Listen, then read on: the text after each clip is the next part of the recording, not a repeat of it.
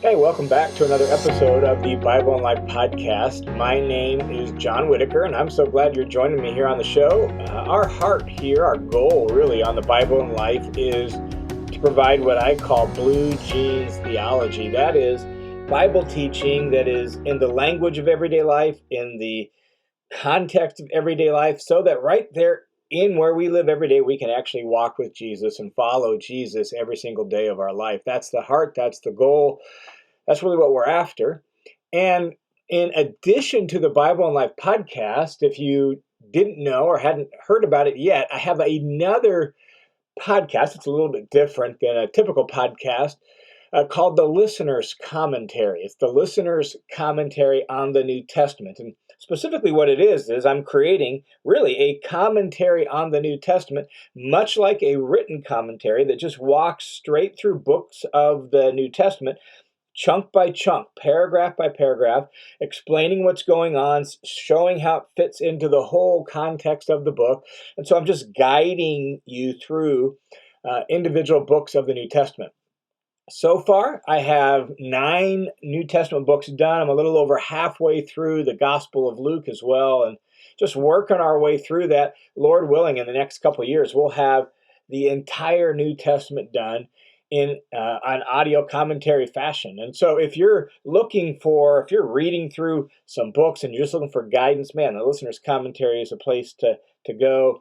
There's people that are using it for some small group Bible studies where they're just reading through, a chunk or two and listening to the commentary on that, then getting together to discuss kind of what they're learning and how it applies to their life. And so if you have not checked out the Listener's Commentary, I would encourage you to do that. There's a website for it, listenerscommentary.com, listenerscommentary.com. And if you just want to listen, you can listen to it on wherever you listen to podcasts. So right where you're listening to this, you can check out the Listener's Commentary. Just search for the Listener's Commentary, and you should find it right there in your podcast player. Additionally, I am creating, over the next couple months, I'm working on building out a members area for the commentary where there will be some additional resources, additional study notes, maybe other recordings or teachings, maybe sermons I've preached or other things I've found online that'll be helpful. There'll be maybe some study notes. There'll be some photos and pictures that bring the text of the Bible to life. There'll be possibly, one of the things I'm looking at adding to that is some discussion questions or reflection questions that you can use for your own study, but also if you're doing it in a small group Bible study or using it for discipleship and working through a book, there'll be some of that. So I'm going to be building all of that over the next couple months and just getting that really going. And then once I launch that, I'll be adding more stuff to it as we go. So that'll be on the Listener's Commentary website as well. So if you have not checked out the commentary, 9 New Testament books done for your study and to guide you through those, check that out at listenerscommentary.com. All right, today on the Bible in Life, we are going to just look at a really interesting story out of the Old Testament. We've kind of been walking through some things over the last few weeks from the Old Testament law. And there's this really interesting story in the book of Leviticus that makes us maybe scratch our head. It seems like, well, yeah, God was, I don't know, right? And that's the story of Nadab and Abihu in Leviticus chapter 10. The story actually is shocking and surprising in some regards, and yet it teaches us a very, very important lesson about God and about us as his people and about what it means to approach a holy God. And so let's look at this. Leviticus chapter 10, here's what happens. It is the grand opening of the tabernacle. To set it in its narrative context, when we arrive at Leviticus 10, it's opening day, or at least opening week for the tabernacle. We're having the grand opening celebration. The priests have just been ordained and prepared for their task, right? We've got all the instructions in the first handful of chapters of Leviticus for how to offer sacrifices and all the different sacrifices. And now it's launch day, right? We're launching the tabernacle. We're getting it all ready, ordaining the priest. So we come to Leviticus 10, and right there at the opening ceremonies for the tabernacle, Aaron's 2 sons, Nadab and Abihu, they're his two eldest sons. They are anointed as priests, and they're the ones who are going to carry out all the instructions that have been given both in Exodus as well as here in Leviticus, and will be given later in Leviticus. They're the ones that are supposed to do that. They've been set apart as priests. Well, here's what they do. It says this, Leviticus chapter 10. Now, Aaron's sons, Nadab and Abihu, took their respective fire pans. So they took their instruments for doing the incense offering. That's what they're going to do. They took their respective fire pans, put fire in them. So they put a live coal or some fire in them. They placed incense on the fire for the incense offering, but it wasn't the right incense. It wasn't the right formula. We're not told the exact details. Here's what we're told.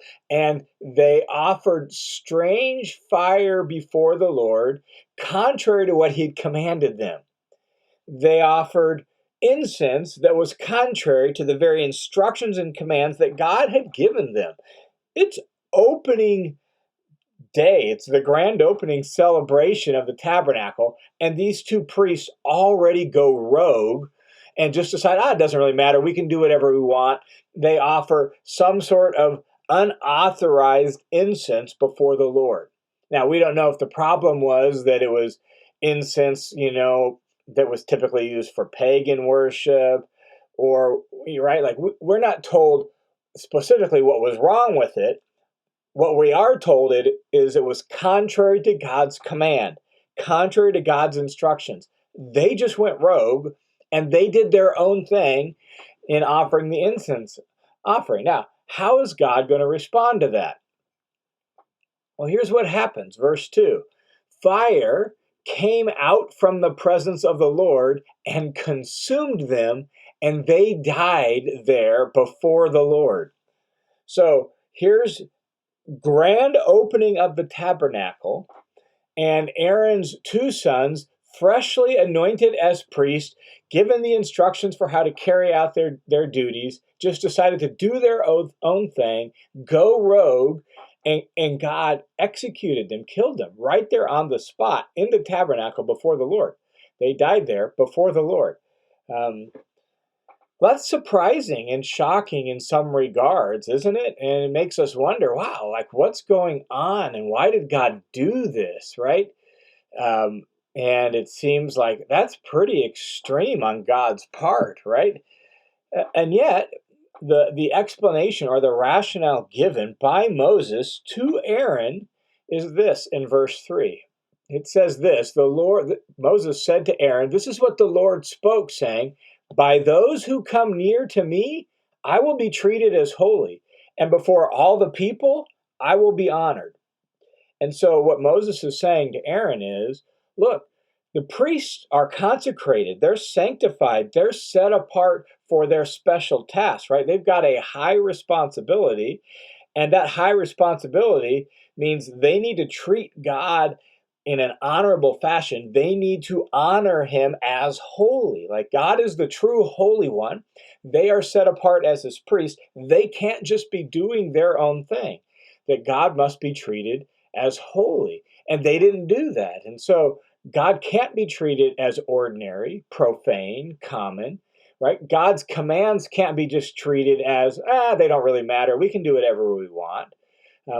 And so they are put to death because they showed flagrant disregard for God's commands. And God needed to drive home that point. I will be treated as holy. Now, put this into the whole context of Israel as a new nation, right? Like God is they're at the base of Mount Sinai when this happens. Brand new tabernacle, just getting ready. Israel has been told that they are set apart as a kingdom of priests.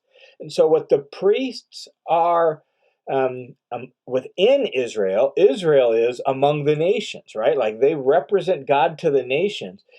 They need to have priests that are going to show them the seriousness of their responsibility and their vocation. They need priests that are going to model what it looks like to approach a holy God, that's serious business. And we don't just go our own way, do our own thing. His commands really do matter, and he needs to be taken seriously. And so God needed to drive home this point right there from the get go. No, this is not how we act. This is not what we do. By those who approach me, I will be treated as holy. Before all the people, I will be honored. And so God drove home the point by putting to death Nadab and Abihu. Now, this isn't the only time this kind of thing happened. God actually did this thing at least on a couple other occasions. We see it, for example, in First Chronicles chapter 13. In First Chronicles 13, we have a story about transporting the Ark of the Covenant. David has sought advice, he's sought feedback from the people. They have decided to move the Ark of the Covenant, and God had given specific instructions back in the law for how to transport the ark. They weren't transporting it the way God instructed. Instead, they're transporting it on an ox-drawn cart rather than carrying it on poles the way God had instructed them. And so here they are moving the ark of the Lord. David wants to do it to honor the Lord, but they're not following, again, the instructions or the commands, very clear commands and instructions that God had given. Well, as they're transporting the ark, there's two men who are leading the ark along and kind of there alongside of it as they transport it on this ox-drawn cart. They come to a threshing floor. A threshing floor was a place where they would thresh the grain, right? Break off the husk and all of that. So they come to the threshing floor. It's a hard packed area and it's uneven. As they are going on this ox-drawn cart over this uneven ground, obviously things get a little rocky there, and the Ark of the Covenant begins to wobble. Well, Uzzah puts out his hand on the Ark of the Covenant to stabilize it, and immediately God strikes down Uzzah. Same sort of thing as we see with Nadab and Abihu. And it raises the question, well, why is that? Well, uh, the reason is that they're completely disregarding God's instruction, God's commands. And so David thinks he's doing this to honor the Lord, but he's not actually even following God's commands. And God is a holy God. And God, if he's given clear commands, he wants his name to be honored. And so David, they're having this parade. Everyone's celebrating before the ark. They're dancing, having a great time. And then, boom, Uzzah is killed in this moment. And David's actually angry at the Lord because his wrath had broken out, it says, against Uzzah. And yet, very much like in the case of Nadab and Abihu, they just completely disregarded the instructions of God. All right, well, maybe it's just the Old Testament where God did this kind of stuff because, it was the Old Testament, right? Well, no, that's not the case. We actually see the same sort of thing in the New Testament in Acts chapter 5. Acts 5, 1 through 11, once again, we're very early on in church history. And so it's very early on in Israelite history in Leviticus 10. We're actually entering into kind of a new stage with King David and moving the ark to Jerusalem and setting up things there. I mean, that was kind of the heart, the goal behind some of that. We were at a new stage there. Well, here in Acts 5, we're in a very new stage as well. It's very early on in the history of the church, and the church is growing, right, and expanding. There is a movement of the Spirit among them that is compelling people to be generous. Wealthy people are actually selling off tracts of land and just depositing 100% of the money to the apostles so that the poor people can be taken care of and everyone's needs can be met. I mean, the Spirit is at work in the church creating this movement of generosity. Well, in Acts chapter 5, 1 through 11, you have a husband and wife couple who essentially what they do is they look around and they're like, they see, wow, like people are selling off land. They're giving all the money. It's taking care of people. What a blessing. We've got some land too, and we could sell it off. And then they come up with a plan to deceive everyone. Their plan basically boils down to they're going to sell off their piece of property and they're going to maybe we don't know exact percentages. Let's just guess, right? Say maybe they're going to give 60% and keep 40% of the property proceeds for themselves. And it was totally within their rights to do it. They could have done that. They could have just given half of the money to the apostles, kept half for themselves, right? If they'd wanted to. But the problem was they only kept part. They kept part of the money for themselves, only gave part of the money to the apostles, but they lied and said they gave 100% of the money. Well, what happens? Read Acts 5:1 through 11, and Ananias, the husband, is the one who brings the money to Peter and the apostles and says, here's 100% of the proceeds from the sale of our property too. Use it to take care of needy people. Peter knows somehow, prompting by the Spirit or whatever, he suspects at least that there's some fishy business going on here, and Ananias isn't being honest, so he calls him out on it. Ananias confirms that it's 100%, and God strikes him down on the spot. Well, is his wife in on it or not? Well, Peter wants to know. So when she shows up a few hours later, he asks her, is this the price of the land that you sold? Oh, yeah, that's exactly the price. Boom. She actually dies right there as well. So Ananias and Sapphira both die in Acts chapter 5 because they lied to the apostles, that they lied to the whole church, not because they didn't give all of their money, but because they lied about the amount they gave. They were deceiving the church for the sake of their own pride. And so they were hoping to have money and status and applause and all of that in church. And God put them to death right there early on. And it's really the same situation in Acts 5 as in Leviticus 10 and 1 Chronicles 13. God needed to make an example of Ananias and Sapphira. No, my Spirit is compelling you to be generous. My Spirit is compelling you to do this out of love and goodness for other people. And now you're going to, by your own self-will, you're going to do something that's going to mimic and in effect mock my Spirit's work among you. That's not going to happen. And so God made an example of Ananias and Sapphira, just like he made an example of Nadab and Abihu, just like in the case of Uzzah. In all three of these cases, the situation is the same. God is making the same point. He's not someone to be trifled with. God is holy, and his holiness must be taken seriously. And so, as God's people, we so often emphasize God's grace, and rightly so, God's mercy, and rightly so, that sometimes we treat God's commands cavalierly. We treat God himself casually.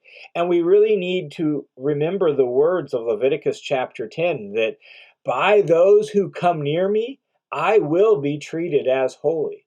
Among all the people, I will be honored, that God's name must be honored. In fact, when we humble ourselves before God and we pray, say like the Lord's Prayer, hallowed be your name. What we're saying is, God, I want your name to be treated as holy and honored as holy among all the peoples, and I want to be a part of treating that name as holy. And that's really the lesson of Leviticus chapter 10 and Acts chapter 5 is, hallowed be your name. Hallowed be your name. And God uses these individuals really to make that point and to make an example that God's name needs to be treated as holy. In fact, in Acts chapter 5, 1 through 11, as you read through that section, there's almost like a refrain to the story. After Ananias is put to death, it says, great fear came upon all those who heard about these things. And then after Sapphira was put to death, great fear came upon all the church. That there's a lesson about fearing God. That God is, while gracious and merciful, compassionate, while he's slow to anger and abounding in steadfast love, God is also holy. And God's name must be treated as holy. There's this fascinating little section in the Chronicles of Narnia by C.S. Lewis where Lucy goes and meets with the beavers, and the beavers are going to take her, and they're going to they're going to go meet Aslan the lion, see if they can find Aslan the lion, and you know the kids are like, well, is he safe? And the beavers say, safe? No, he's not safe, I tell you, but he's good. And that's ultimately the lesson here, is that God's not safe. He's not safe. He's holy, but he's also good. And we don't know the eternal state of these individuals. Like their eternity could be safe and secure, right? We have no clue on that. What we do know is God wanted the church and God wanted Israel to learn the lesson. I need to be treated as holy. If I've given clear instructions, you need to follow them. So treat me as holy and follow my commands. That's the lesson of Nadab and Abihu. That's the lesson of Ananias and Sapphira. That's the lesson of Uzzah on the threshing floor. God is holy, and among those who approach God and draw near to God, he needs to be treated as holy. And that's pretty challenging. Pretty challenging to me. I imagine it's probably pretty challenging to you. May we be a people who treat God as holy, who treat his name as holy, who honor him among the nations. Hey, thanks for tuning into this episode. Thanks for being a part of the Bible and Life family. If you are one of those who makes this ministry possible by financially supporting this ministry and this show, thanks a ton for your support. And if you want to join the team of supporters, there is a link down below to World Family Mission where you can donate. It's the generosity of people like you that make this ministry possible. So thanks a ton to each and every one of you who support this show. Pray for this show. May God bless you. I pray you have a good week in Jesus. I look forward to talking to you again next week.